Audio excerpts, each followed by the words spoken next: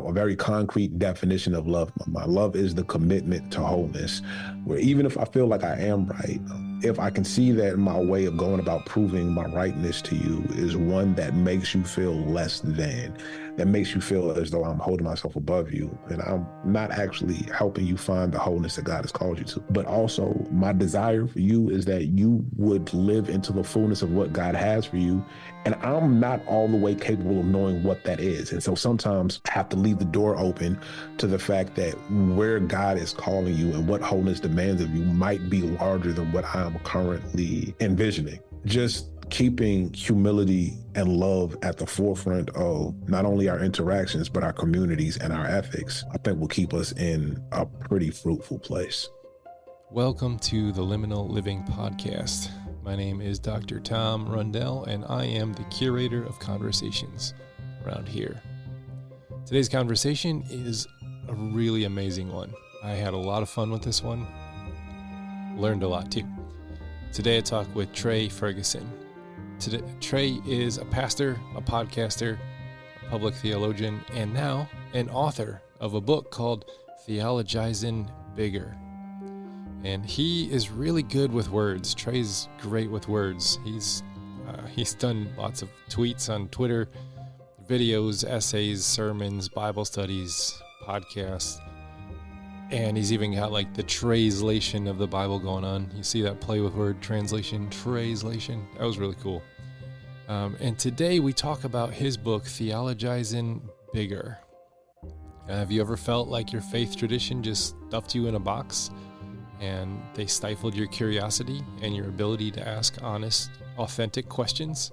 Well, then Trey is the conversation that we need to have, because his book takes this look on how to theologize, to wrestle with faith and theology in an embodied way that embraces mystery, questioning, and diverse perspectives. So we are doing a lot of work on this podcast, unpacking some Western evangelical traditions that may have wounded and hurt some folks and done some damage out there. And as Trey says, you can't theologize without breaking a sweat.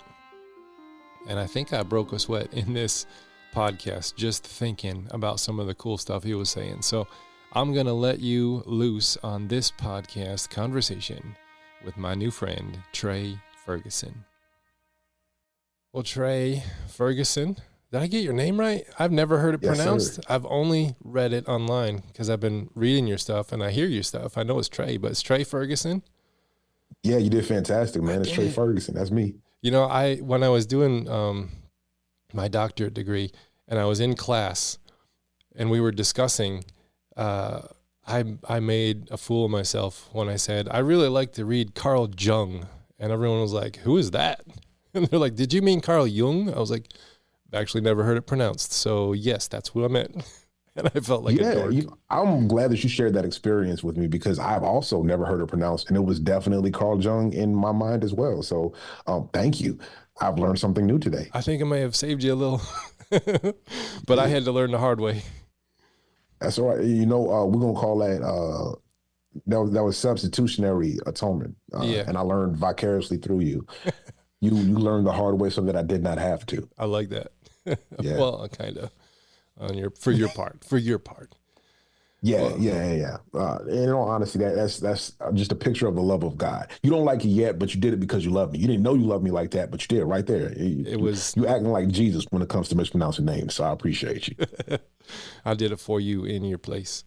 Now, yes. I saw on some of your Facebook feeds, you're a sports dad. Like, your kids are really involved in track and football and things. Now, I need to know, what kind of sports dad are you? Because I'm a swim dad. My son is on a swim team. And so I'm new into this sports dad realm.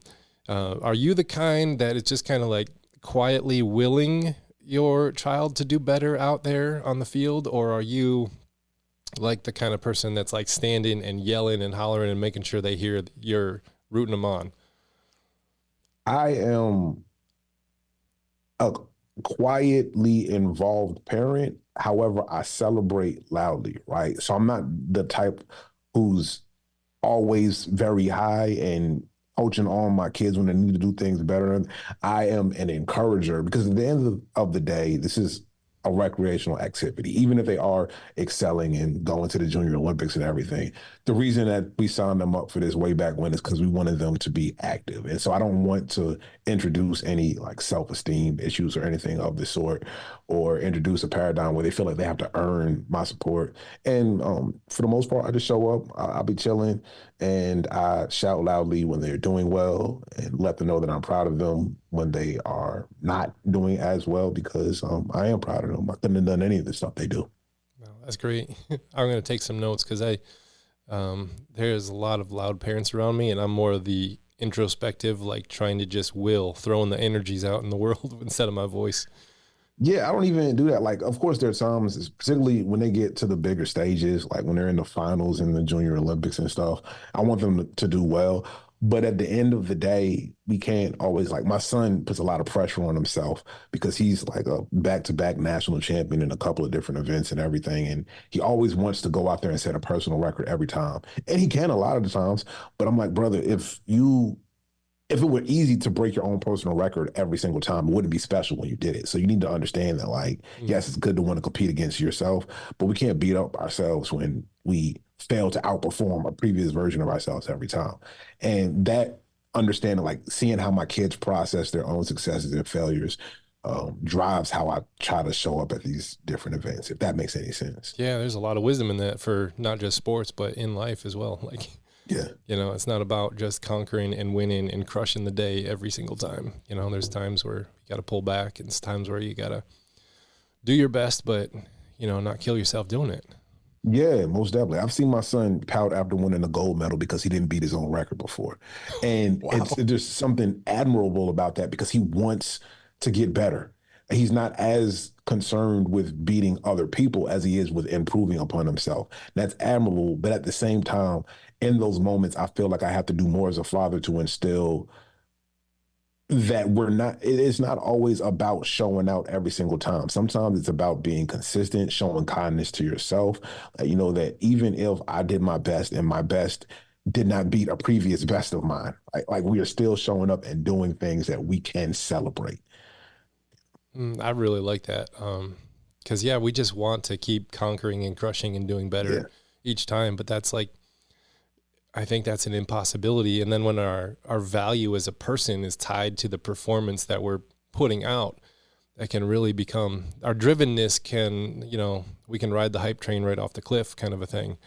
And it could really, So there's a lot. I'm learning something already, and we're barely into this thing. This is great.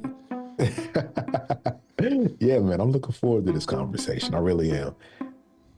I think that's the first time we led with a sports dad question. I've done quite a few of these conversations with a lot of different people, but that question right there, man, I appreciate it. Yeah, my interest is piqued.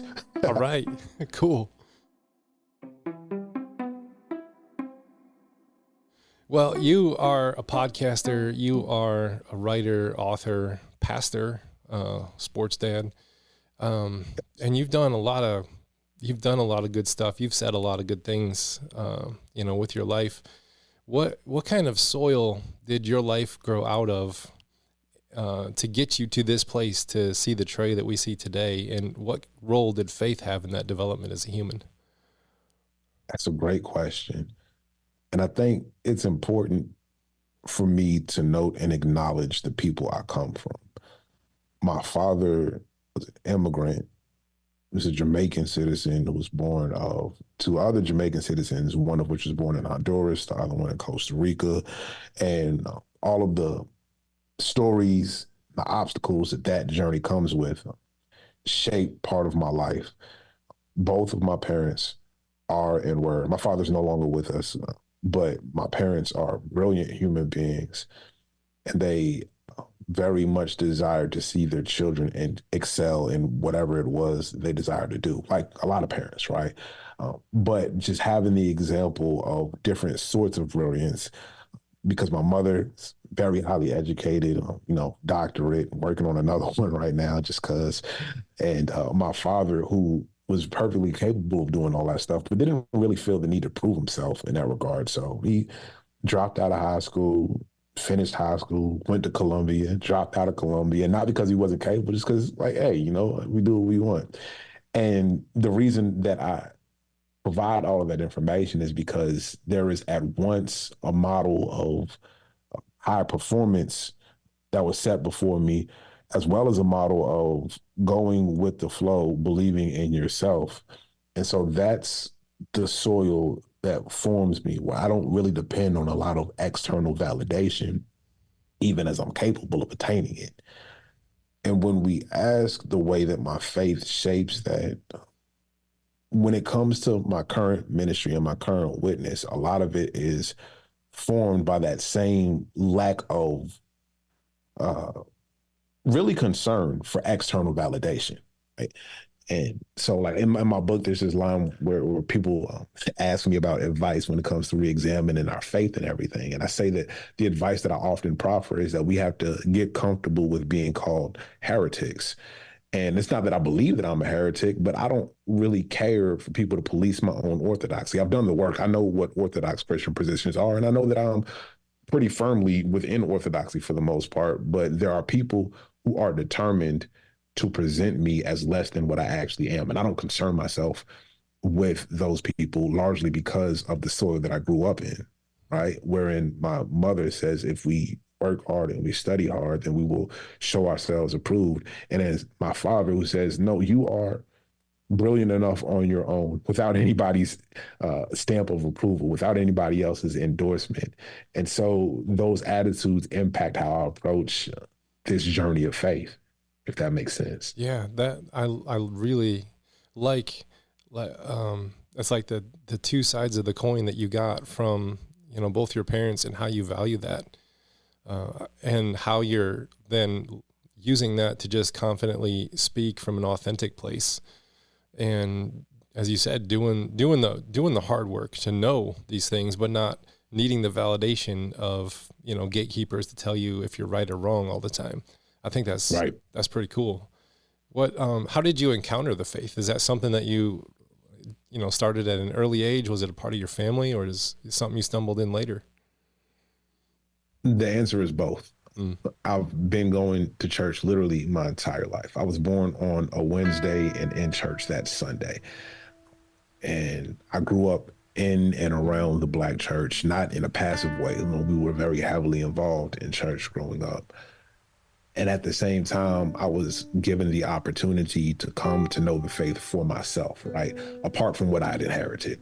And it's not, I shouldn't say apart, because it builds upon what I inherited, but I went through the process of examining, of turning over, of constructing my faith in a way that made sense to me, as opposed to just rehearsing that which was handed down to me. And so I stand on the shoulders of people who came before me and who handed so many things to me, while at the same time coming into my own adulthood and my own ways of reasoning. My faith is very much my own.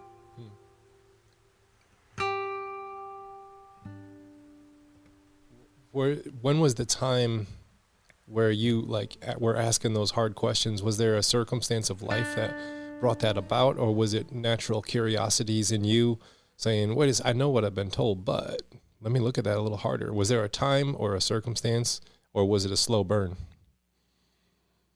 I think it was a slow burn that was accelerated by coming into young adulthood, wherein I was not sheltered by any metric at all. And I was as involved as I was in the church, particularly early on in my life and into my teenage years. I was also in a secular world, right? Like I was not sheltered in that way. And by the time I got to college, I was in a very secular setting.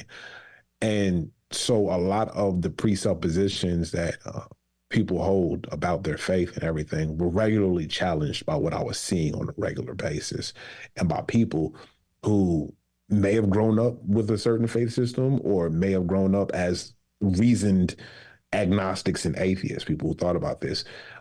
So in college, I was regularly confronted with those things, and it never rattled my faith, particularly because I wasn't really worried about evangelizing or proselytizing or anything of the sort, but it didn't challenge me in that way. I never felt compelled to leave the faith. But when I started taking my faith seriously again in adulthood, I couldn't just unsee all of the stuff that I saw. I couldn't unhear all of those challenges and all of those questions. And so I brought those questions with me as I began the process of building my own faith and making it my own. And one of the things that did was keep me humble and recognizing that faith is not a synonym for facts. Faith and certainty are not good bedfellows. And when I acknowledge all of the challenges, all of the questions that I encountered in this time period of mine, right, or in this period of growth and examination and everything, it keeps me humble. I hold a lot of things loosely. That's not a lack of conviction. It is a humility wherein I don't pretend to have all of the answers, even as I do claim to have a very strong faith. Yeah, I think that there's something to be said about holding conviction loosely, because there was times in my life where I was absolutely convinced, that things were true and that I had it all figured out. And when I was as confident as I was, then it was arrogance, cockiness, pride, and then I did harm with the belief system on myself and on others. And when I've, in more recent years, looked back at the evolution of my faith and say, man, I've changed so much. I've turned over beliefs and, different ways of living and different spiritual practices. I've become so different. Maybe I don't hold the one I'm in so tightly, because I know it's going to change, because all this evidence of my lived experience up till now is all of this change and transformation. Why would I stop? Why would this be the arrival point? I don't know where I'm going next. I don't know what I'll believe next and how it'll shape me, but I'm holding things a lot looser than I used to just because of that. And I'm glad you said that. Most definitely. I think it has made me a better neighbor. It is hard to listen to people well. It is hard to meet needs well when we are convinced that we are what people need, that our way of thinking is what they need. When often, if we are humble enough, we will find out more about God from just listening to and being with other people, even if they do not profess to believe the exact same things that we do. Mm-hmm. Yeah, I think that humility helps us love better, because when we're convinced we're right and they're wrong, then all of a sudden we find ourselves with an agenda. And when we got an agenda, there's no love. It's like, I'm just trying to convert and convince you that I'm right. And it's more ego than it is love. So, right. And there's a thin line between some agendas and some savior complexes, some messianic complexes. If my agenda is shaped by the fact that I believe that I am right and you are wrong, then in my mind, even if I don't put these words behind it, I am your savior.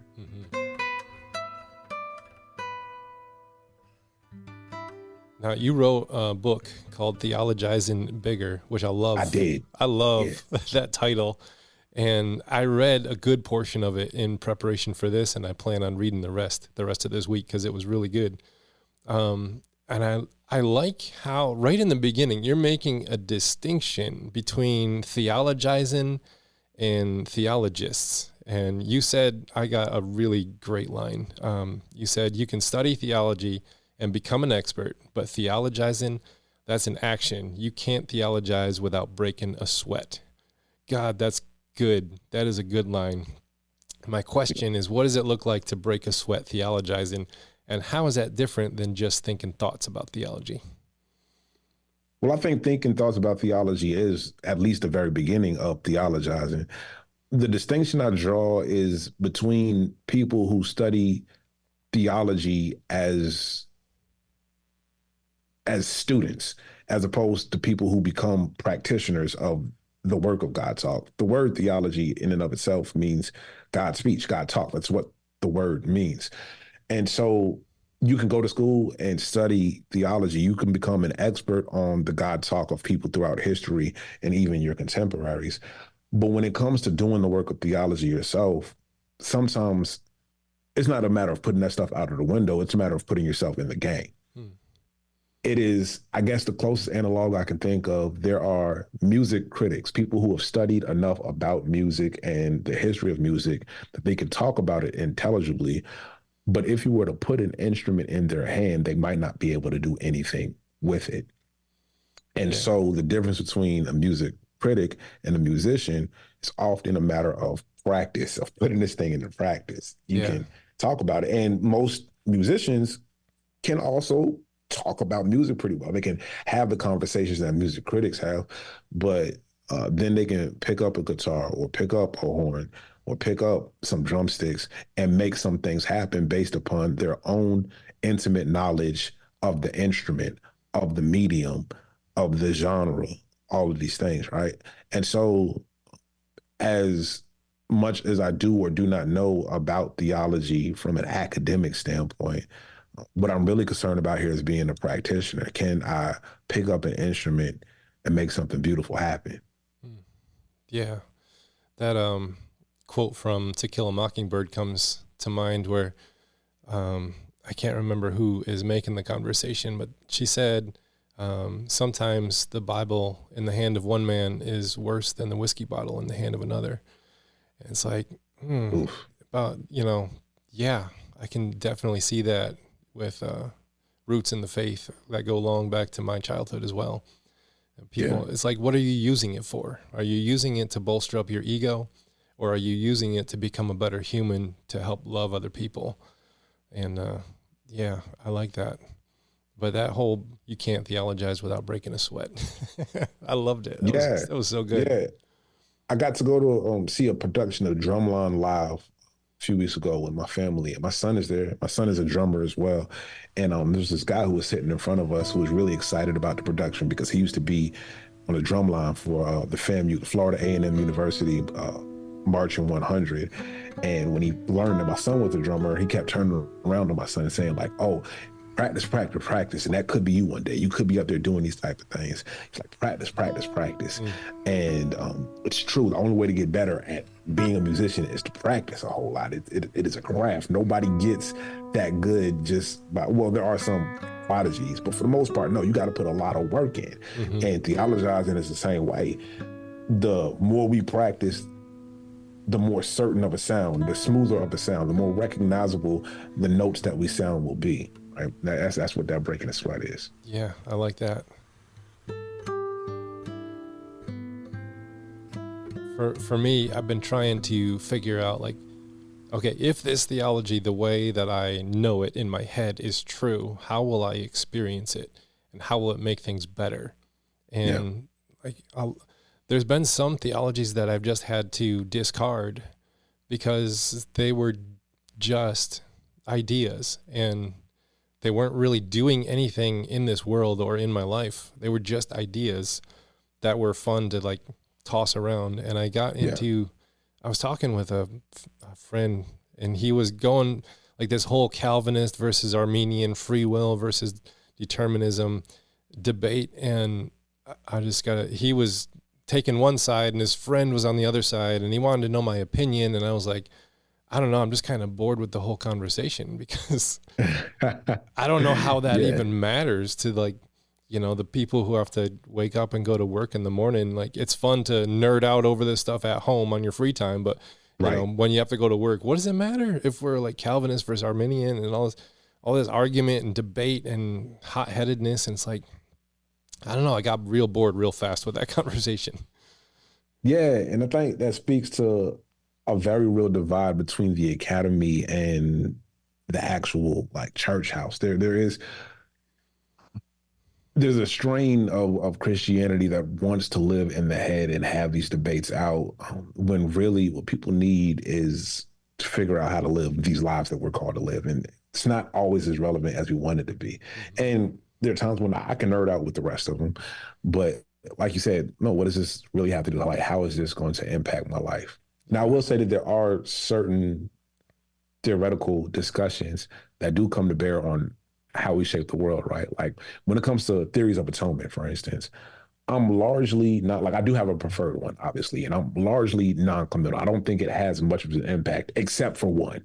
right? Like I think that a penal substitutionary framework says something very loudly about God, and that when we believe these things about God, that it impacts the way that we show up in the world, the way that we're comfortable with treating people, the way that we pursue and espouse justice.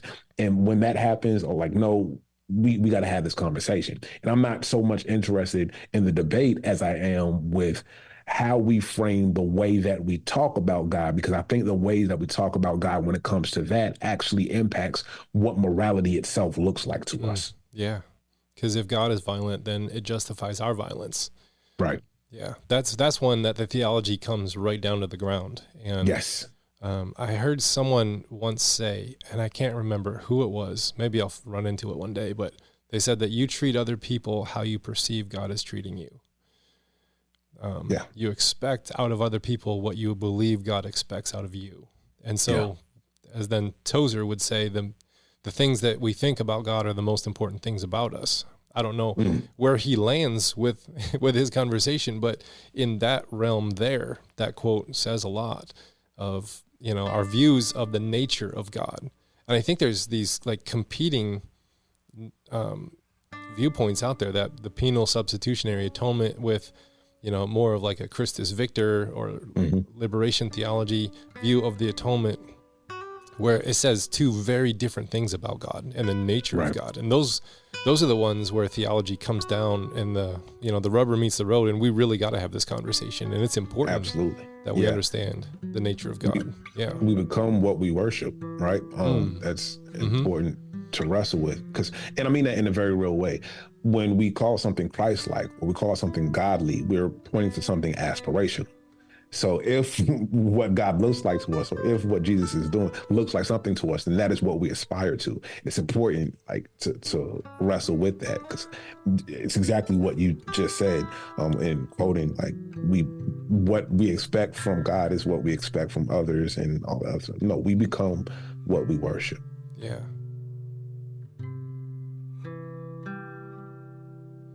You talk a little bit about that in your book when you talk about certain theologians become like the guardians of the ideologies that they have built around their worldviews and understandings of God.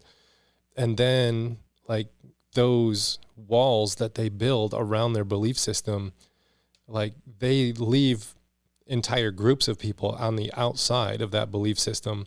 And I like how you said that, studying this stuff, it felt like you were leaving a portion of yourself outside as well. In order to have these conversations, I got to leave this part of me outside in order to come in and engage with these certain, theological conversations, portions like our curiosity or our reason or a need to synthesize things that just don't make sense. And you expose those parts of yourself within those walls with courage. When you said, become those people who are like having questions about faith and struggling to bring curiosity, reason, and, synthesizing things that don't make sense. Like those people, they become the prayer request and not the conversation partner. And then you said they become the object of every apologist's wildest fantasy, and you're robbed of the intimacy that binds community. And I thought that sentence was just like fire. It was like, wow, so many people who are going through questioning and doubts, and they feel like they got to leave themselves at the door, or major portions of themselves at the door. And then they have that loneliness on the inside. And then they finally do get the courage to say something. And then they become the prayer request. They become robbed of that intimacy that binds in the community.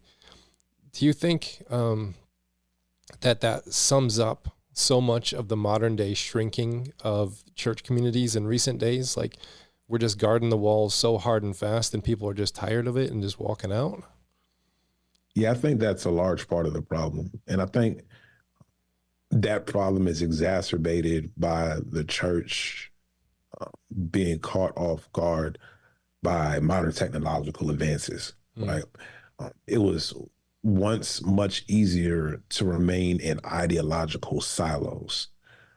What we said was truth, and that was not challenged because we were around the same people all of the time. one of the things that the internet, which has bloomed far faster than most of us realize. Some of us remember having dial-up in our house, like you had to have the phone line, and and now all of a sudden it is literally being blasted, like just through the airwaves in general. Like your phone, the smartphones that we now have more technology than the shuttle that sent the first man to the moon, and it can just connect with the internet, like wherever you are. And the moment you have that capability, you can expose yourself to so many different ideas and viewpoints in a matter of moments. Pen pals and things like that are a thing of the past. Like some people like to keep snail mail alive, but we don't really depend on it in the same way we once did. Mm-hmm. And what that did, I think a lot of church traditions were caught kind of flat-footed, because whereas they once had a monopoly on introducing people to ways of being and ways of thinking, we can now see alternative paths without leaving our house. Right? Yeah. And as that happens, the way that the church had to pass these ideas on is obstructed by forks in the road that did not exist before. Mm-hmm. And as people begin taking some of those other forks in the road, I think the church was a little slow to figure out how to navigate in a world where they're not the only show in town anymore, when they're not the only path. And in missing the opportunity to think about how to navigate in the world, we also miss an opportunity of self-reflection, to ask ourselves if we are on the right path ourselves. Yeah. There's like a radical humbling that we're going through, and we're perceiving it as a threat, as an attack, when really we're a liturgical church, and this Sunday is the confession of Peter, where, he says, "You're the Christ, the Son of the living God." And Jesus says, "That's right. That means I need to go to Jerusalem and die." And he's like, "Oh gosh, no, we ain't going there. That's not how we do this. I got aspirations. I got goals. I got plans. We're going to build something great." And Jesus says, "Get behind me, Satan." I think we're in a moment like that now. What you said just kind of got me thinking about, to get the perspectives that we now have access to, you used to have to leave your house, right? Get on a plane or a boat, go to a different part of the world, experience it, and then come back. And now we just have access to, those communities. I'm friends with people in, small Tanzanian towns on Facebook. And, there's an Afghanistan pastor that I'm connected to on Facebook. And I don't even know how this happened, but it's like, wow, there's so many different things. I never have to leave my house. I don't even have to leave my couch. Like, I can just look at it on my phone and I'm there. And it seems like a lot of the theology that, these walls that we built were done in the medieval times. And now, like, with modern cosmology and science, it's just blowing things up. The internet, technology, communities are just, a lot more diverse. We're not used to it. We're caught off guard, like you said. You introduced me to a concept on your podcast, Three Black Men with Robert and Sam. And I told you I was going to sneak this one in there because it was a moment for me where I was listening to it, and you were talking about white spaces online. And you specifically went into the theology of the doctrine of inerrancy as many times can be a form of white supremacy. And when you said those words, something clicked inside of me like, yeah, absolutely. And then you explained it all, and it kind of taught me. But you kind of touched on it a little bit in your book when you said that you can study wrong one. You said apparently the only normal, quote, theology is the kind all the white dudes in the 16th century did, and everything else is a derivative. There's womanist theology, feminist theology, black liberation theology, etc. And you don't hear like, well, that's white theology. I like that, quote, normal theology is the stuff that white dudes in the 16th century did. Can you say some more words like around that? I think that's a really helpful thought to shed some light on some modern day problems. Absolutely. It's important to acknowledge that when we talk about inerrancy, as much as people want to pretend that we're talking about the biblical texts themselves, as much as people want to suggest that we're talking about the autographs of Scripture. What we are really talking about, and inextricably so, is an interpretation. Right? Even if we did have access to the autographs of Scripture, which we do not, right? Without the human act of interpretation, the human process of interpretation, what we're dealing with is words on a page. And so when we talk about the inerrancy of Scripture, what we're really referring to is an interpretation of Scripture. Because without that interpretation, what is there to argue about? What do we mean is without error? I mean, obviously, how can the words themselves be an error? It's what we take away from those words that we're actually making the claim about. And we see this particularly intensified over the latter half of the 19th and the first half of the 20th century, culminating in what was formally articulated in the Chicago Statement of Biblical Inerrancy way back in 1978, where they talk about what exactly they mean when they're saying that. And if you look at it, it's all conservative fundamentalist interpretations of the Bible, and trying to protect that. And that is largely the same hermeneutic that was used to provide the theological justification for the institution of chattel slavery. That's largely the same hermeneutic that is used to justify segregation. That is largely the same hermeneutic that was used to justify keeping women out of preaching ministry and out of the pulpit, which is why all of the signatories, just about all, I might be missing one or two, but no, I think it's all men, of the Chicago Statement were males, right? And we got to be honest about what this is. That's not a real ecumenical statement, even if they're not all of the same denomination. All the dudes there look and thought the same way. It was almost exclusively white dudes in a room in Chicago in 1978. That's not a very easy feat to pull off on accident. No, that's intentional. And what we're doing right there is insisting that the interpretation that these white men in the 20th century have arrived at as the correct interpretation of this ancient word of God, that's the one by which we must live. And even if we don't use the words and say that, Black people aren't reading the Bible right or whatever, what is implicit in this is the fact that we have special knowledge and special access to the correct interpretation of this particular revelation of God. And if you are not in accordance with our interpretation, then you are errantly handling this revelation of God, right?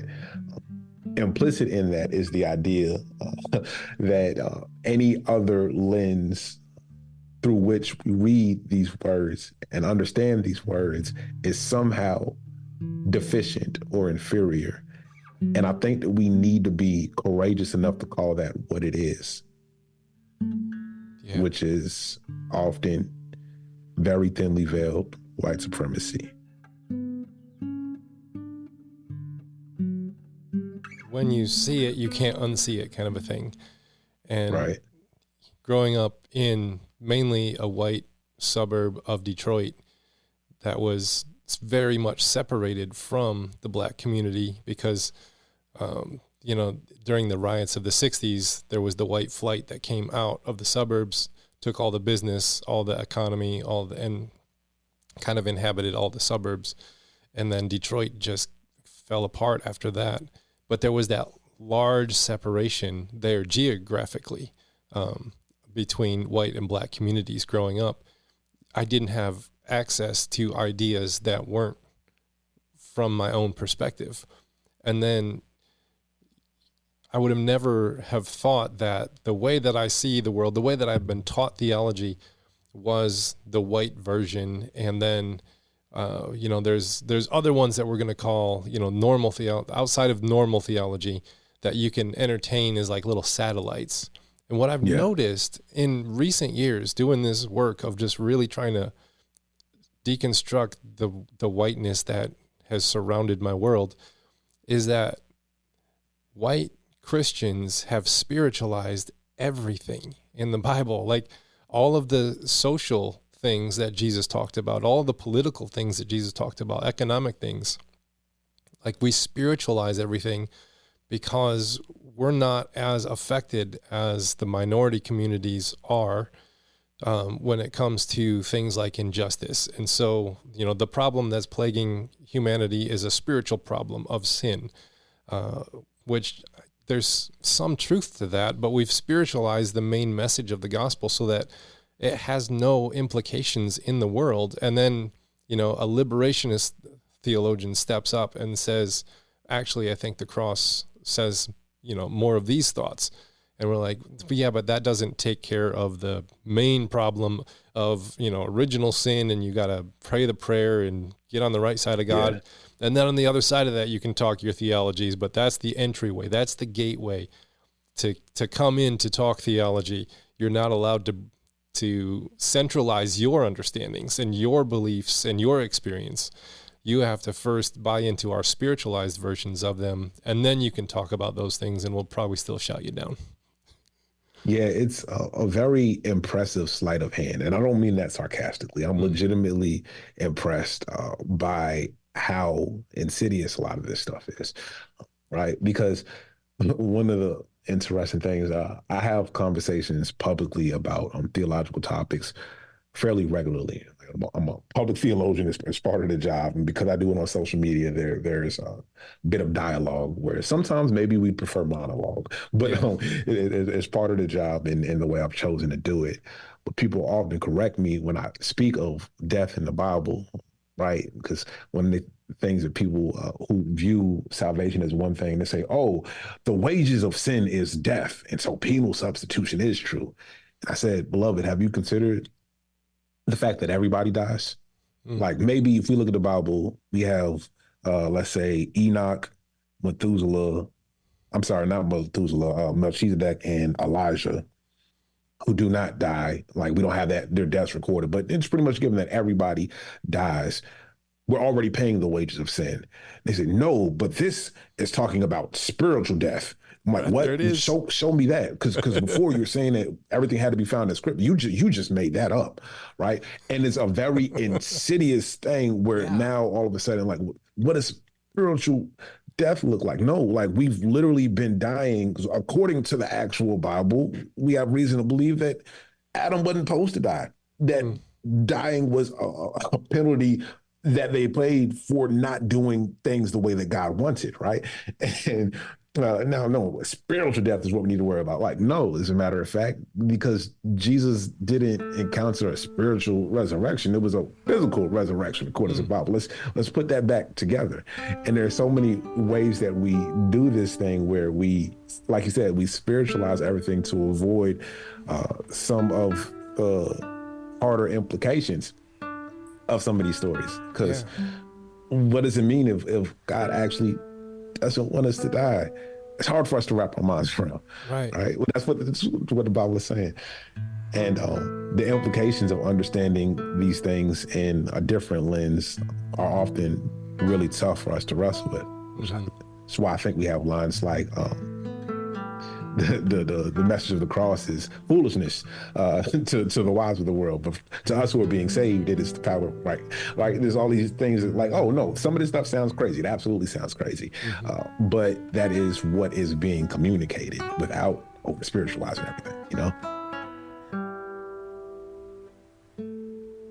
Yeah, when we spiritualize it, then we're in control of it, and we're not in submission to it because it's not demanding any kind of social change or a political or economic, any kind of that kind of future, which I would argue the Sermon on the Mount is a different politic to organize ourselves around in small communities. But when we spiritualize it, then we've solved the problem in ourselves, and now we're not in submission to it anymore. We're outside of the problem, speaking into the problem with all these people here that the problem is affecting. And I'm saved now, so I'm fixed. So now I can help fix everybody else. And as you said, you get that Messiah complex, and you're trying to save everybody and convince and convert and all this. And it's like a light form of violence, because we're trying to manipulate people's minds into something that is not authentically them. You got to leave that stuff at the door and conform your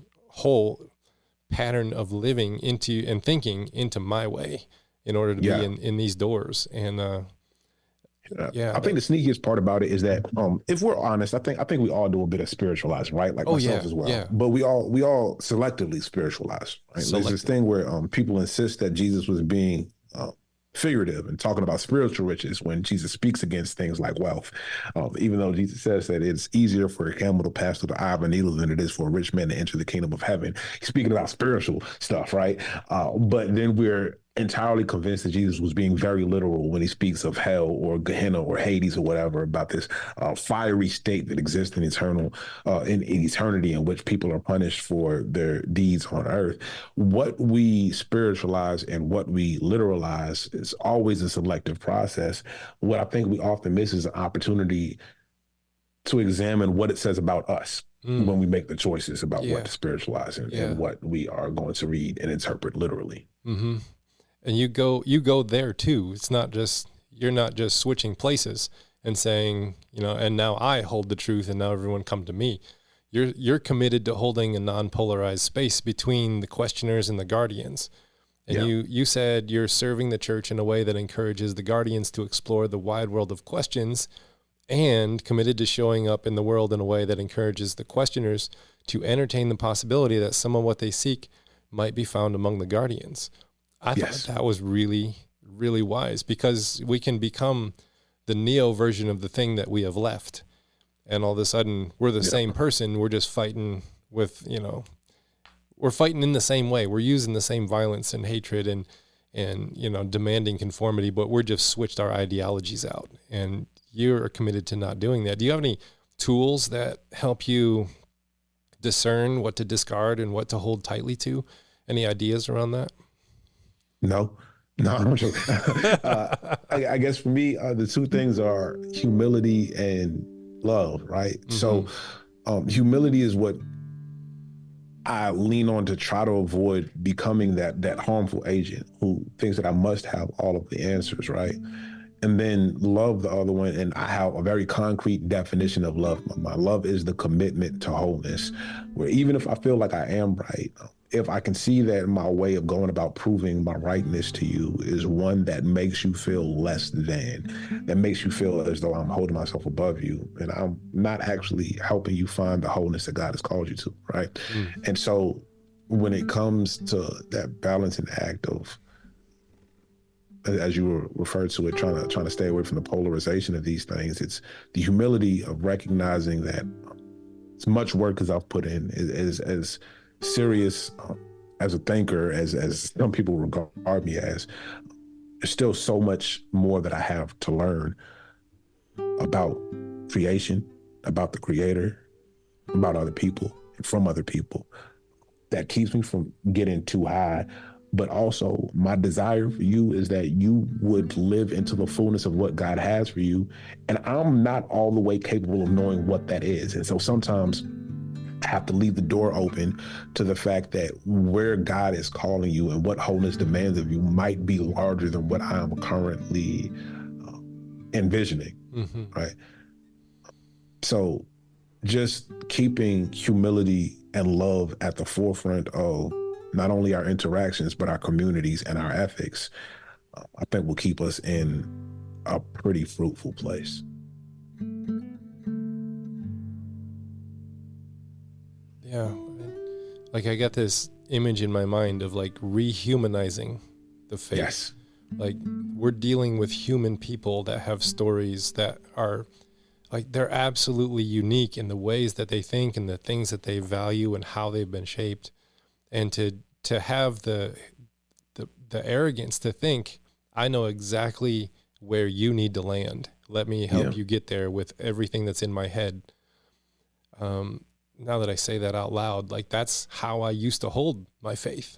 And most definitely. That's how we've done the most damage with the faith is, holding it. And I'm wondering, like, is fundamentalism not necessarily a list of things that you believe, but maybe how you're holding your beliefs and what you're wielding them to do?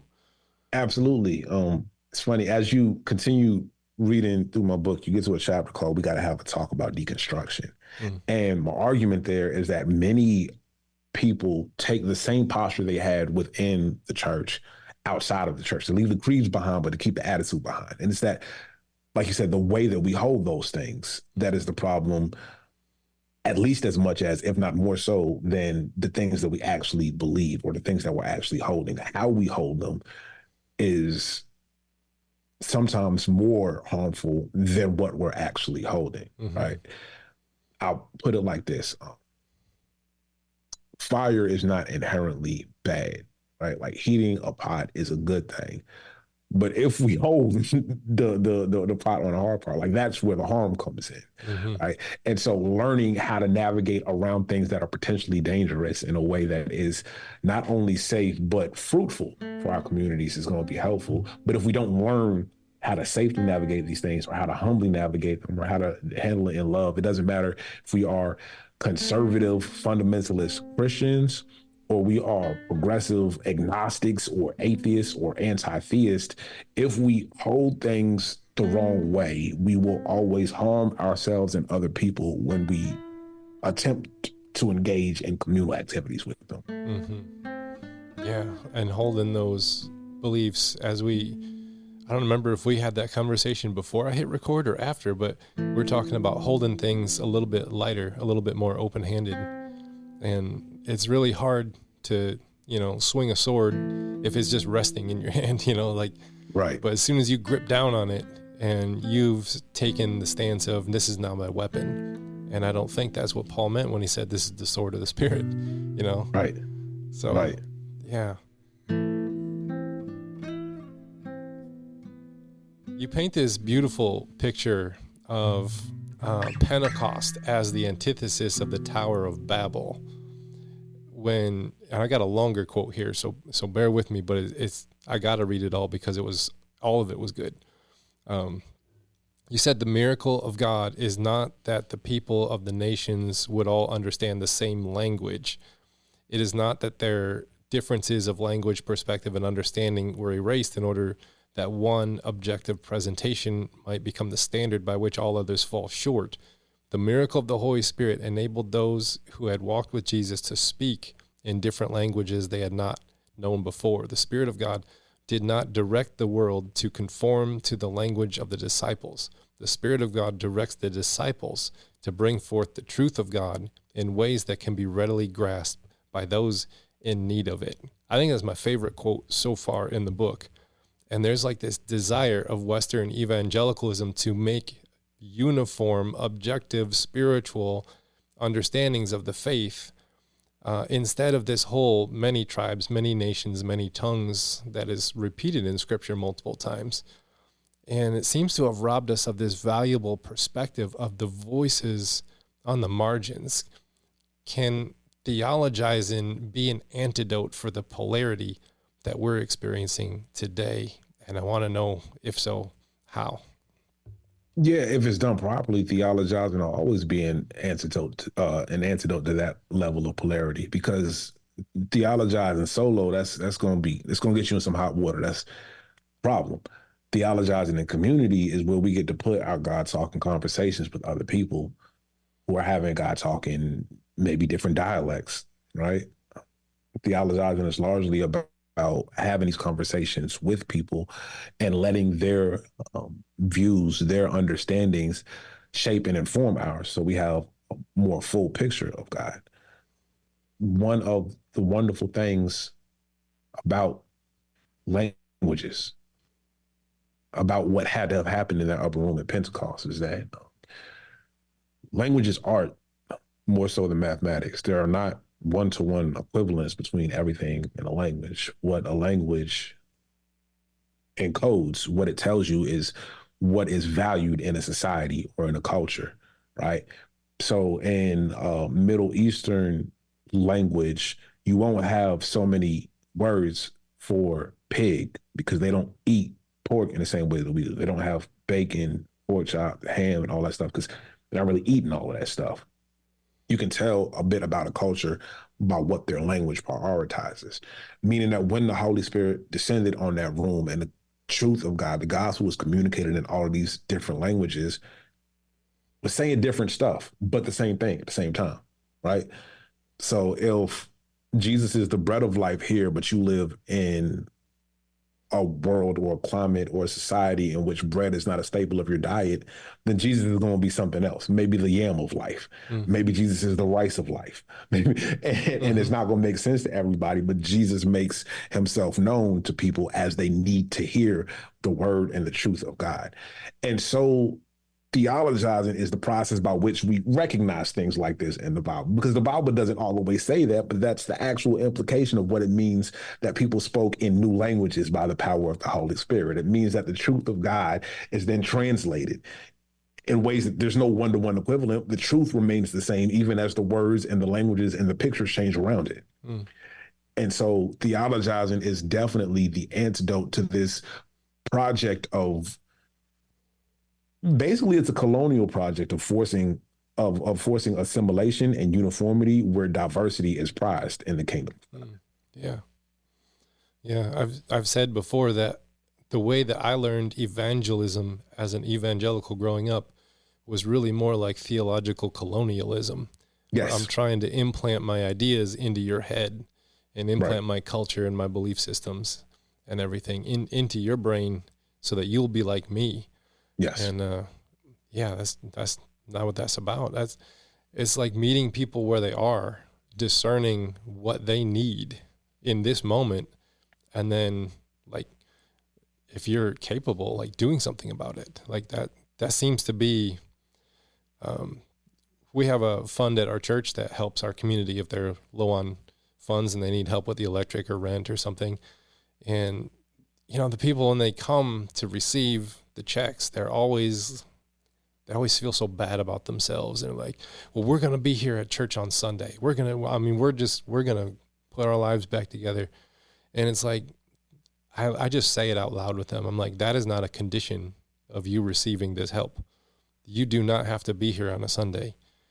I just want to help you. Like, we want to help you. Our community raises funds for this. Our whole town chips into this project for this moment. This is our town saying, we love you and you're important. You don't have to be here on Sunday.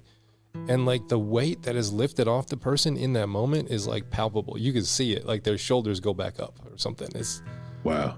And it's just like, we're not trying to, like, colonize, these people with our ideas and, here's the incentive to get you in our church or something. It's just different. Yeah, that's powerful.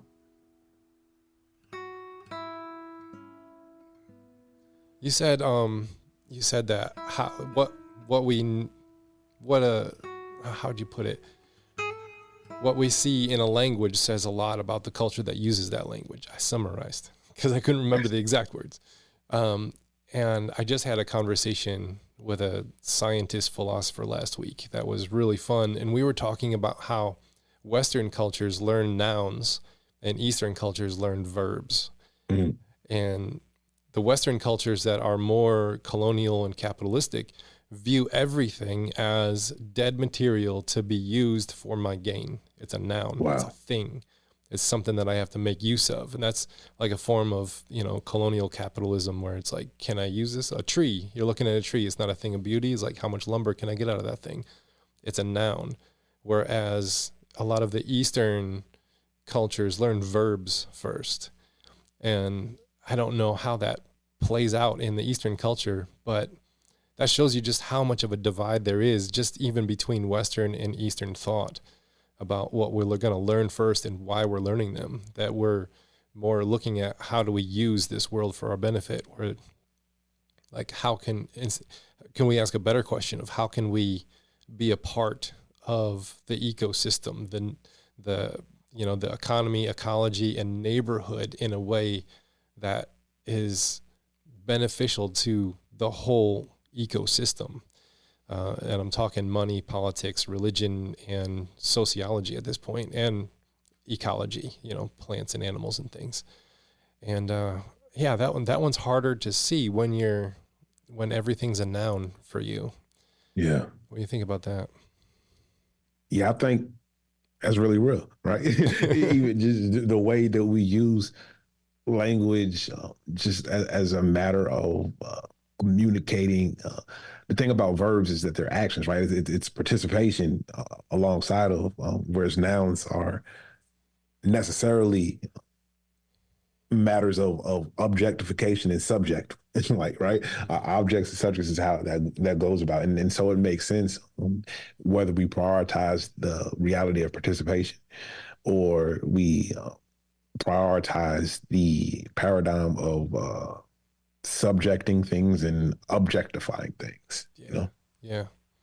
And then we make objects out of humans, things to be converted, things to be convinced. Yes. Theologizing keeps us from that. It gets us, as you said, you're going to break a sweat when you're doing this. And if you aren't breaking a sweat, then you're not doing the work. So. Yes. Yeah, that's it. Yeah, I really like this book. I'm going to finish it this week. I just want to thank you for writing it, putting it out in the world with some courage and confidence. It's been great to talk to you about it. I want to thank you for reading it, man. You didn't have to do that, and I appreciate you in a very real way, you know? Yeah, well, how can folks connect with you and your work and buy this book? Where do you want to send them? You got a podcast, you got a couple podcasts, and, some... So anything I'm doing out here in this wild world of the internet and everything can be found at pastortrey05.com. That's Pastor Trey 05. Pastor, spell Pastor Trey, Trey 05.com.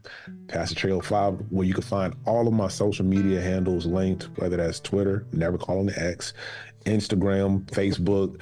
My Substack is linked there. I run a newsletter over there. Both of my podcasts, The New Living Translation and 3 Black Men, can be found there. You can track my latest sermons if you want to watch or listen to those there.